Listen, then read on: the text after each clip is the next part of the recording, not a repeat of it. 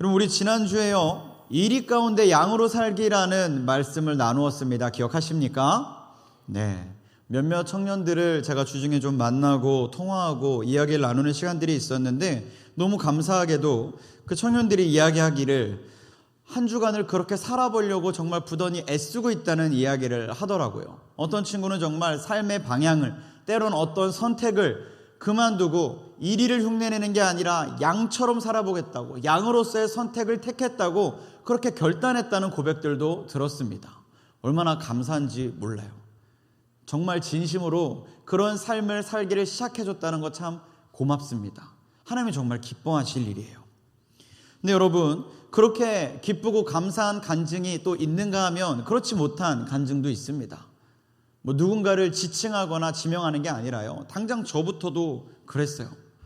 양으로 살자고 제가 선포했습니다. 뱀같이 지혜롭고 비둘기같이 순결해보자고 이야기했어요. 근데 정작 저도요, 그렇게 사는 게 참 쉽지 않았습니다.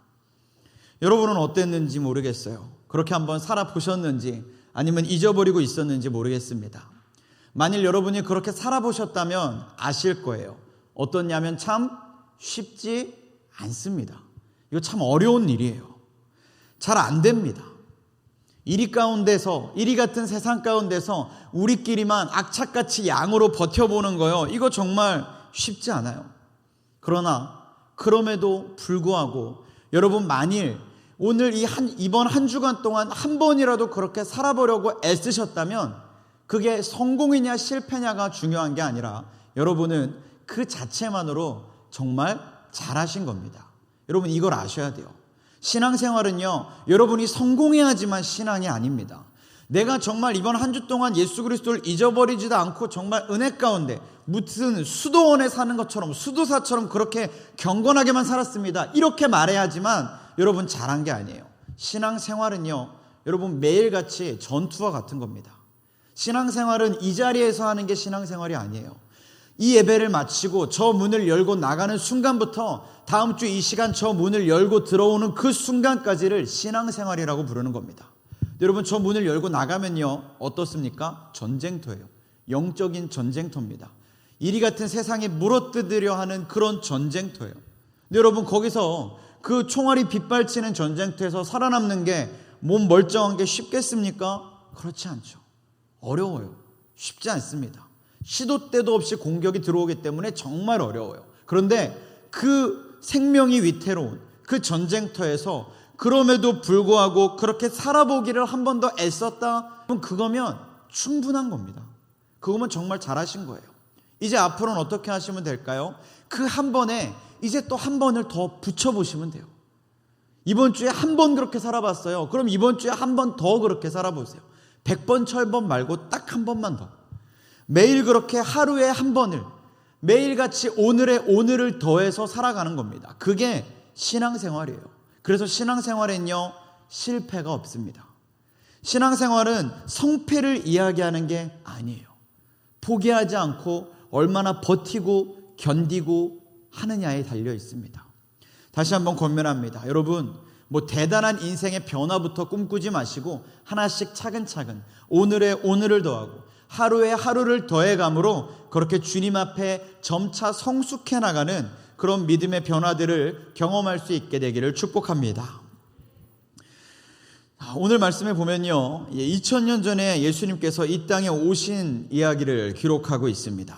예수님 어떤 분이십니까? 만왕의 왕이십니다. 믿으시죠? 예수님 만왕의 왕이시거든요. 그분은 하나님의 독생자세요. 세상이 기다렸던 메시아가 바로 예수님입니다. 근데 그분이 이 땅에 오신 이 만왕의 왕께서 이 땅에 행차하신 굉장히 기념적인 날인데 그 모습이 어때요? 초라하죠. 볼품이 없어요. 말씀에 뭐라고 기록합니까? 있을 곳이 없어서라고 기록해요. 그 대단한 분이 오시는데 이 세상이 얼마나 넓습니까? 대한민국 작은 나라지만 이 땅도 넓어요. 근데 이거보다 훨씬 큰 이 지구상의 세계가 얼마나 많습니까? 땅이 얼마나 많고 사람들은 또 얼마나 많아요. 이렇게 차고 넘칩니다. 땅이 있을 곳이. 근데 성경에 뭐라고 그렇게 해요? 이 세상을 지으신, 이 세상에서 가장 칭송받고 영광받으셔야 할 만왕의 왕 예수 그리스도가 이 땅에 오시는데요, 그분이 있을 곳이 없다고 기록합니다. 이게 얼마나 비참한 일입니까? 있을 곳이 없어서 그 왕이신 주님께서 마국간에서 태어나셔서 말 구유에 누이셨대요. 여러분, 아직 이게 이 마국간 그리고 말 구유에 누이셨다는 걸 우리가 어릴 때부터 동화처럼 들어서 그냥 익숙할 수 있는데요, 제가 이제 자녀가 둘 있잖아요. 자녀를 내가 낳진 않았지만 우리 아내가 자녀를 낳아 보니까, 내가 아빠가 돼 보니까요, 이게 절대 쉬운 일이 아니라는 걸 알겠더라고요. 이게 부모로서 정말 할 일이 못 됩니다. 저도 저희 설이 유리가 태어났을 때 정말 감격적이었거든요. 정말 세상을 다 가진 것 같았고, 내가 줄 수만 있다면 이 아이한테 세상을 다 주고 싶은, 그걸로도 다 표현이 안 되는 그런 감격이었어요. 진짜 엄청난 감격이더라고요. 그래서 그런지 산부인과 간호사님들은 꼭 그 감격을 누리고 나면 아빠들한테 이렇게 서류를 하나 쓱 내밀어요. 뭐가 써 있을까요? 이제 엄마한테, 산모한테 맞춰줄 영양제와 병실을 고르는 서류를 이렇게 쓱 줍니다. 거기에 보면요, 굉장히 아빠들 마음을 울리는 이런 단어들이 붙어 있어요. 그냥 병실인데도 프리미엄, 그냥 병실인데도 럭셔리, 유기농 막 써 있습니다. 아빠들이 뭐 고를까요? 무조건 제일 위에 있는 거 골라요. 무조건 제일 비싼 거 고릅니다. 세상을 다 주고 싶은 내 아이가 태어났는데, 내가 사랑하는 아내가 그렇게 고생했는데, 이거 이딴 거에 아낄 게 뭐야? 막 이렇게 제일 비싼 거, 제일 좋은 거. 그리고 나중에 이제 카드값 나오면 이제 아내들한테 욕 먹죠. 그 이거나 저거나 똑같은데 왜 쓸데없이 돈을 막 낭비했냐고. 물론 우리 집 얘기 아닙니다. 뭐 보통 그렇게 사는데, 왜 이 이야기를 드리냐면요, 부모의 마음이란 게 그렇거든요. 내 자녀한테요, 정말 다 주고 싶고 다 해주고 싶고, 내가 벗어도 얘는 입히고 싶은, 그게 부모 마음이거든요. 근데 지금 예수님은요, 누구도 누이고 싶지 않았던, 누구도 한번 앉아보고 싶지 않은 그 말 구유에 누이셨습니다. 그 부모의 마음은 또 어땠겠어요? 예수님을 이 땅에 보신 하나님의 마음은 또 어떻겠습니까? 대단한 이유가 있어서인가요? 있을 곳이 없었대잖아요. 있을 곳이. 이게 핑계가 됩니까, 여러분? 만왕의 왕을 맞이하는데 있을 곳이 없다는 게. 예를 들어서 제가 이제 이사를 오고 이 서울제일교회 부임해서 우리 최봉수 담임 목사님 저희 가정 한번 신방해 주시죠 하고 모시는데, 목사님 오시라고 해놓고 문을 안 열어드려요. 목사님 죄송한데 있을 곳이 없으셔서요. 말이 될까요? 마찬가지 상황 아닙니까? 있을 곳이 없다는 건 그렇게 말도 안 되는 핑계예요. 근데 우리 이 핑계 참 익숙하죠. 이 핑계 참 당연합니다. 성경에도 그렇게 기록하고 있어요. 이게 대단한 핑계인 것처럼. 뭐라고 기록합니까? 이때가 호적하러 모두가 고향에 올 때라고 이야기합니다. 그 당시에 사람들은요, 흩어져 살다가 이때가 되면요, 다 고향으로 돌아왔어요. 고향으로 돌아와서 이제 호적 신고를 합니다. 생존 신고, 우리로 따지면 뭐 주민등록 신고 이런 거 같은 걸 하는 거예요. 그래서 나는 여기에 적을 두고 있고, 나는 여기 출신이고, 나는 살아 있습니다. 그렇게 해서 이제 호적을 떼는 이런 시간들을 갖는 그런 절기 같은 기간이었습니다. 그러다 보니까 흩어져 있던 많은 사람들이 다 자기 고향으로 돌아갔어요. 이 작은 마을 베들레헴도 마찬가지죠. 흩어졌던 많은 사람들이 다 그 마을로 몰려들었습니다. 그러니 사람이 많긴 많았어요.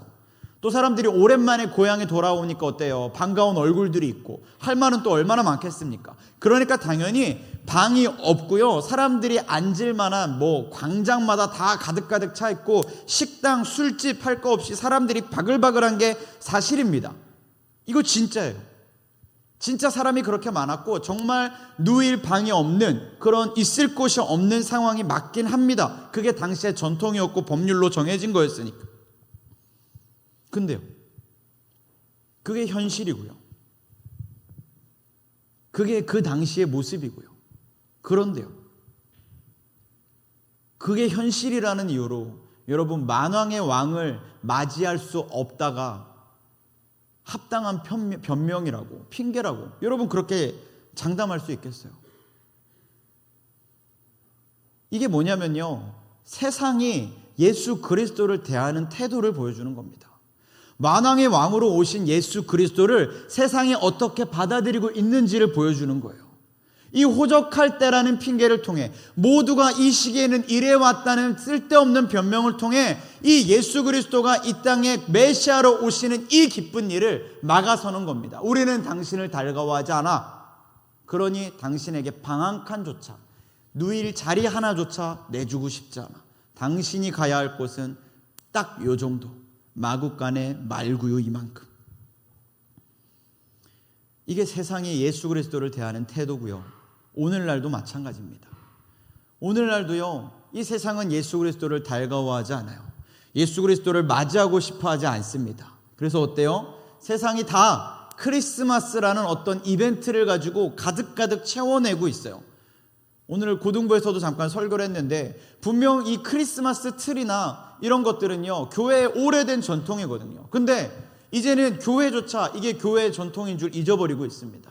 뭘 의미하고 상징하는 줄조차 생각하려고 하지 않고요, 크리스마스에는 그냥 의례적으로 크리스마스 트리 만드는 줄 알아요. 예수 그리스도를 상징하는 모든 건 다 제외시켜놓고 그냥 예쁘게, 멋있게, 세련되게, 트렌디하게 그렇게만 만들어 놓고 있습니다. 그리고 세상은요, 이벤트를 만들고 프로모션을 하고 이때가 대목이니까 어떻게든 매출을 높이려고, 사람들을 끌어모으려고 악착같이 크리스마스를 막 이야기합니다. 근데 그들이 이야기하는 크리스마스에 뭐는 없어요? 예수 그리스도는 없어요. 크리스마스가 무슨 날인데요? 예수 그리스도가 우리를 위해 이 땅에 오신 날 아닙니까? 그 오심을 기뻐하며 기대하며 감사하는 날 아닙니까? 다시 오실 그날을 소망하며 대망하는 날 아닌가요? 근데 예수 그리스도가 없어요. 예수 그리스도 없이 크리스마스라는 그 다른 이벤트를 가지고 세상을 가득 채우는 겁니다. 예수 그리스도를 맞이하기를 원하지 않으니까. 우리라고 다를까요? 여러분, 크리스마스에 아까 이야기했는데 크리스마스에 약속 잡으시잖아요. 크리스마스에 다 일정들이 있잖아요. 크리스마스에 우리가 해야 될 일이 뭐라고 생각해요? 주일 오전 11시에 다 같이 모여서 예배 드리면 된다고만 생각해요. 그거 했으니까 내 할 도리 다 했어. 이제부터는 나의 연인과 나의 친구와 나의 누군가와 소중한 사람들과 이 날을 그저 나를 위해, 우리를 위해 즐겁고 기쁘게 보낼 생각만 하죠. 나의 유흥으로 쓸 생각만 하죠. 예수 그리스도는 생각하지 않습니다. 크리스마스에 나가보세요. 식당이고 카페고 잘 모르겠지만 술집이든 뭐든 하여튼 다 차 있습니다. 자리가 없어요. 아주 가득가득 차 있고요. 예약은 일찌감치 다 매진돼 있어요. 근데 그 많은 사람들이 그렇게 모여서 예수와 함께 있냐고요. 예수를 거론하고 있냐고요. 예수 그리스도를 생각하고 있냐고요. 자기만 생각하고 있죠. 우리만 생각하고 있죠. 이 크리스마스라는 빨간 날만 묵상하고 있습니다. 예수님 얼마나 서글프실까요? 얼마나 속상하실까요? 여러분이라면, 여러분이 이 예수님과 같은 대우를 세상에게 받았다면 여러분 오늘 이 시간을 기쁘게 지금처럼 지낼 수 있으셨겠어요? 우리가 하는 핑계 중에, 많은 핑계 중에 뭐가 있냐면 나의 존재에 대한, 나의 출신에 대한 이런 핑계들이 있습니다. 나는 가난한 집에 태어나서, 나는 키 작고 못생기게 태어나서, 나는 능력이 없고 실력이 없어서 난 이래. 그러니까 내 삶이 이렇지. 이거 우리가 굉장히 자주 삼는 핑계거든요. 이런 핑계 정말 당연하게 마치 이게 진리인 것처럼 우리는 쉽게 뱉어내고 있습니다. 이런 핑계들을. 근데 여러분, 예수님의 상황을 볼까요? 예수님은요, 출신과 출생과 이런 것들을 이야기했다면 사실 우리 중 가장 수치스러운 조건들을 갖고 계십니다. 만약에 예수님이 우리와 같은 존재 사람들이었다면 예수님도 이렇게 핑계 대셨을 거예요. 나는 마구간에서 태어났어. 나는 말 구유에 뉘었어. 사람들이 몰라주더라. 심지어 우리 어머니는 그때 약혼만 했지 미혼모였어. 우리가 생각하는 그 조건이랑 예수님이 말씀한, 예수님이 경험하신 조건이요, 지금 이렇게 놓여져 있는 거예요. 어쩌면 우리가 핑계 삼는 것보다 예수님 더 고통스러운, 더 비참한 조건들을 가지고 이 땅에 오셨습니다. 근데 성경을 보세요. 예수님 자기의 출신과 조건과 출생의 이야기들을 부끄러워하시고 수치스러워하시고 그걸로 인해 자기 자존감을 깎아내리시던가요? 자기의 존재를 원망하시던가요? 그러지 않으세요. 오히려 뭐라고 하십니까? 그런 나의 이야기들을 통해 나는 너를 더 이해한다라고 말씀하시죠. 나는 너를 더 깊이 알 수 있어라고 이야기하시죠. 그래도 이해가 안 되십니까? 예수님이 왜 우리를 더 이해하실 수 있는지 그래도 받아들여지지가 않으세요? 세례 요한의 고백 가운데 이런 말씀이 있습니다. 우리 요한복음 1장 29절의 말씀을 한번 읽어볼까요? 같이 읽겠습니다. 시작. 이튿날 요한이 예수께서 자기에게 나아오심을 보고 이르되 보라 세상 죄를 지고 가는 하나님의 어린 양이로다. 아멘. 우리가 지난주에 이야기했고 오늘도 서두에 이야기했습니다. 이리 같은 세상 가운데 우리는 뭐로 보냄을 받았습니까? 양으로 보냄을 받았습니다. 이게 예수님과 우리의 차별점인 줄 알았어요. 우리는 양이고 예수님은 전능자시니까 우리 힘든 게 당연해, 우리가 이렇게 버거운 게 당연해, 우리가 이렇게 벅찬 게 당연해. 그게 우리의 이야기였거든요. 근데 오늘 이 세례 요한의 고백을 보니까 예수님도 뭐로 오셨대요? 양으로 오셨대요. 세상 죄를 지고 가는 하나님의 어린 양이라고 성경은 기록합니다. 세상에게 못 박힘을 당할 어린 양이시고요, 채찍질을 당할 어린 양으로 예수님 이 땅에 오셨어요. 우리만 양인 줄 알았는데, 우리만 그렇게 버거운 양인 줄 알았는데 예수님도 양이셨다라는 겁니다. 예수님도 우리랑 똑같은 이 이리 같은 세상에 던져진 양이라는 거예요. 근데 차이가 뭐예요? 우리는 우리의 양이라는 존재만을 묵상하며 패배를 당연하게 여기지만 예수님은요, 양으로서, 양이라는 이 존재로서 동일함을 가지셨지만 그럼에도 불구하고 세상을 이기셨습니다. 우리는 양이라서 세상에 졌거든요. 근데 예수님은 양이라서 세상을 이기셨어요.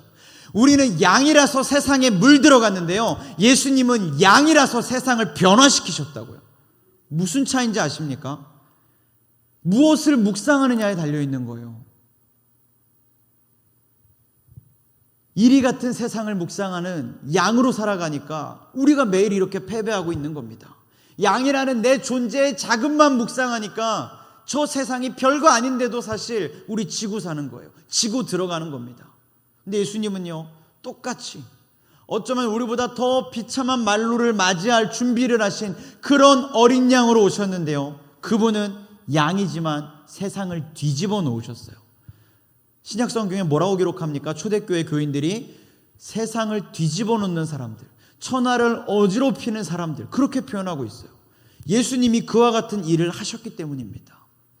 양이라서 지는 우리와 달리 양이라서 세상을 능히 이기는 분으로 주님은 역사하셨던 거예요. 사랑하는 여러분, 저와 여러분이 세상에 패배하고 좌절하는 그 어떤 핑계도 진리가 아님을 기억하십시오. 그리고 결코 그 핑계를 다시 묵상하지 마세요. 우리가 양이기 때문에 이래도 되는 거였습니까? 아닙니다. 내가 이리로 태어났으면 이런 어려운 시간들을 안 보냈을까요? 아니에요. 그거 우리 변명입니다. 예수님은 양이지만, 초라하지만, 볼품없지만 그럼에도 불구하고 세상을 이기셨다니까요. 예수님 이미 우리에게 보여주셨는데 왜 우리는 예수님이 보여주신 그 놀라운 역사를 묵상하지 않고 세상이 가르쳐주는 저 흉계만 묵상하고 있냐고요. 심지어 우리가 대면하고 있는 세상과 예수님이 대면하셨던 세상은 다릅니다, 여러분. 2000년 전에 예수님 이 땅에 오셔서 뭐 하셨어요? 십자가를 지시고 죽으시고 부활하심으로 세상을 이기셨습니다. 예수님 이미 그때 세상을 다 이겨놓으셨어요. 그럼 지금 우리가 대면하는 이 세상은요, 예수님이 다 이겨놓으신, 예수님께 패배한 것을 인정하지 못해서 끝까지 발악하고 있는 패잔병 같은 세상일 뿐이에요. 급이 다르죠. 그때의 세상은 기세등등해서 메시아도 잡아먹을 수 있을 거라 생각하는 교만한 세상이었고요, 지금 우리가 맞이하는 세상은 2000년 전에 이미 예수님이 다 이겨놓으셔서 생각보다 그리 대단하지 않은 세상입니다. 이미 하나님의 발 아래에 있는 세상이에요. 별거 아닌 거거든요. 근데 우리 자꾸 이 세상이 큰 줄만 알아요. 대단한 줄만 알아요. 일이 뗀 줄 압니다. 왜요? 세상이 스스로를 그렇게 포장하거든요. 세상이 자기를 그렇게 막 부풀리거든요. 거짓으로 우리를 그렇게 속이고 있거든요. 난 사실 이런 존재라고. 여러분 근데 아셔야 돼요. 세상이 자기를 부풀리고 그런 거짓된 포장으로 자기를 감추려 할수록 여러분 뭘 하셔야 됩니까? 내 뒤에 계신 하나님이 진짜 어마어마한 분이구나를 여러분 아셔야 돼요. 왜 세상이 자기 몸집을 키우겠습니까? 하나님이 너무 크거든요. 하나님 너무 대단하시거든요. 자기가 이렇게 부풀리지 않으면 저 하나님의 발에 계속 밟힐 것 같으니까 그러지 않아 보려고 자꾸 발악하는 겁니다. 그러니까 여러분 아셔야 돼요. 내 뒤에 계신 하나님이 얼마나 든든하신 분인지, 이 세상이 하나님 발 앞에 얼마나 초라한지 아셔야 되는 거예요. 세상이 자기를 크다고 말할수록 그가 얼마나 초라한 존재인지 아셔야 됩니다. 그리고 여러분 세상이 우리에게 너는 너무 작고 별것 없어라고 말할수록 여러분 주님의 말씀을 기억하셔야 돼요. 주님 뭐라고 하십니까? 너는 결코 작지 않도다라고 말씀하십니다. 주님이 진리인가요? 세상이 진리인가요?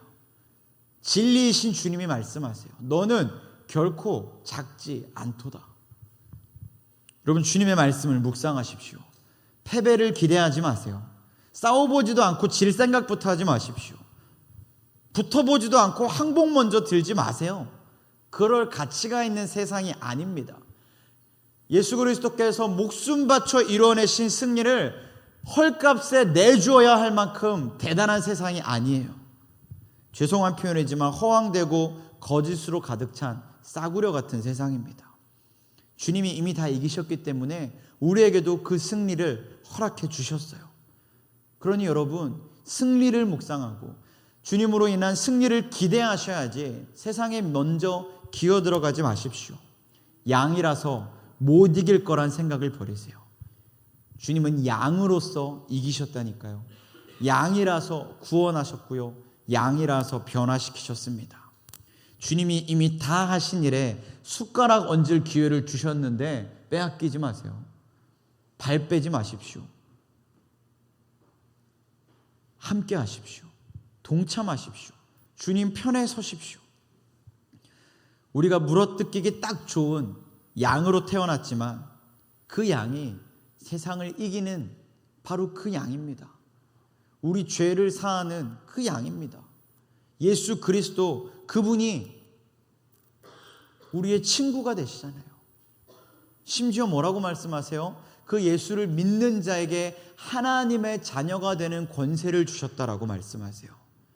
여러분이 그 예수 그리스도를 믿고 따르는 그리스도인으로 살기 시작하면서부터 우리는 그저 양으로만 있는 존재가 아니라 뭐가 되었습니까? 하나님의 자녀가 되었습니다. 믿으십니까? 여러분 하나님의 자녀라는 거예요. 세상의 창조자 되신 그 하나님의 자녀라는 겁니다. 양이지만 질 수 없는 존재라는 거예요.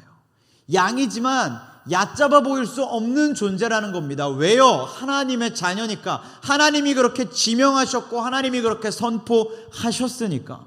내가 내 존재를 아무리 비난하고 핑계대고 변명거리를 만들어도요, 내 존재가 이젠 깎여질 수가 없어요. 왜? 하나님이 나를 당신의 자녀라 말씀하셨으니까. 하나님이 정하셨는데 누가 토를 다냐고요. 하나님이 정하셨는데 누가 아니라 할 수 있습니까? 여러분의 존재에, 여러분이라는 이 가치에 여러분 세상의 판단을 끼워넣지 마십시오. 매년 맞이하는 이 크리스마스가 다가오면 많은 사람들이 선물이라는 걸 생각하고 어떤 선물을 줄까, 어떤 선물을 받을까, 어떤 선물을 준비할까를 이야기합니다. 뭐 좋죠. 원래 뭐 그 선물을 주고받는 문화의 시작은 선한 의도였으니까 저도 부정하지 않겠습니다. 그러나 여러분, 그리스도인은 이 성탄에, 이 대림의 절기에 다른 선물을 준비해야 됩니다. 특별히 우리 이룸 청년부는 이 선물을 꼭 준비하셔야 돼요. 그게 뭐냐면 바로 예수 그리스도께 드릴 양을 준비하는 겁니다. 그분이 받으실 양을 준비하는 거예요. 근데 그 양은 누구여야 됩니까? 여러분이셔야 됩니다. 그분께 드릴 선물이 여러분이셔야 돼요. 그리고 그 여러분은 준비된 양이 되셔야 됩니다. 어떻게요? 이리 같은 세상 가운데 양으로 살며 세상에 패배치 않을, 세상 가운데 승리를 선포함으로 예수 그리스도의 선한 영향력을 행사할 양으로 준비된 여러분을 주님께 선물로 드리셔야 돼요. 주님은 이 크리스마스, 이 대림의 절기에 그 선물을 기대하고 계십니다. 주님께 돈을 많이 드리면 뭐 하겠어요? 10억, 100억, 1000억을 드리면 뭐 하겠습니까? 세상이 저분 건데. 여러분, 대단한 건물을 사서 주님께 드리면 뭐 하겠어요? 이 땅이 다 주님 건데. 주님이 원하시는 건 그런 게 아닙니다. 주님이 원하시는 건 우리예요. 저와 여러분. 준비된 우리. 사랑하는 여러분, 이제 좀 말씀을 마무리하겠습니다. 주님은 우리에게 양으로 살아가라 라고 말씀하시고 또 그 양으로 살아가는 우리를 주님께 온전히 올려드리기를 기다리고 계십니다. 세상 사람들처럼 크리스마스를 그렇게 유흥의 시간으로 보내지 마세요. 우리는 양입니다. 그냥 양이 아니라 하나님의 자녀가 된 양이고요. 세상을 이긴 예수 그리스도를 닮은 양입니다. 그런 양을 주님께 드리는 거예요. 세상에 패배할 이유를 찾던 우리를 드리는 게 아니라요, 세상을 이길 충분한 이유를 깨달은 우리를 드리는 겁니다. 그냥 어떻게 드리기만 하면 알아서 이기겠지가 아니라요, 잘 준비된, 잘 갖춰진 그 온전한 모습의 우리를 드리는 거예요. 여러분, 그 일을 오늘부터 시작하십시오. 앞에서 하루에 하루를 더하고 하나에 하나를 더하면 된다라고 말씀드렸어요. 지금부터 시작해도 늦지 않습니다. 온전한 모습을 드리기를 우리는 기대하고 꿈꾸지만 주님은 아세요. 우리가 얼마나 약하고 우리가 얼마나 이 일을 어려워하는지. 그래서 우리가 정말 죄송한 표현이지만 100점짜리가 되지 못한다는 걸 주님 알고 계십니다. 그럼에도 불구하고 주님은 받고 싶어 하세요. 이 남은 기간 동안 그렇게 하루에 하루를 더하고 오늘에 오늘을 더해서 갖추고 준비해 온 세상을 능히 이길 예수 그리스도를 닮은 양으로 만들어진 우리, 주님이 정말 기다리고 계신 그 모습, 우리 그걸 주님께 드릴 수 있으면요, 이번 크리스마스, 이번 성탄절, 이번 대림절기 그 어느 때보다 기쁘고 풍성하게 누릴 수 있습니다. 내가 받고 나에게 주어져야지만 풍성한 게 아니에요. 드리는 기쁨이 더 크다고 하잖아요. 그렇다면 최고이신 그분께 그분이 가장 기대하시는 최고의 선물을 드리십시오. 저와 여러분 온전한 양으로 세워지길 결단하며 하루에 하루를 더해 양으로 살아가기를 이악 물고 애쓰고 있는 그 멋들어진 모습을 주님께 올려드리십시오. 주님이 세상 그 어떤 것보다 가장 기쁘게 받으실 줄 믿습니다. 바라기는 저와 여러분 모두가 그 선물을 주님께 올려드릴 수 있는 우리 귀한 믿음의 사람들이 될 수 있기를 이 시간 주님의 이름으로 간절히 축원합니다.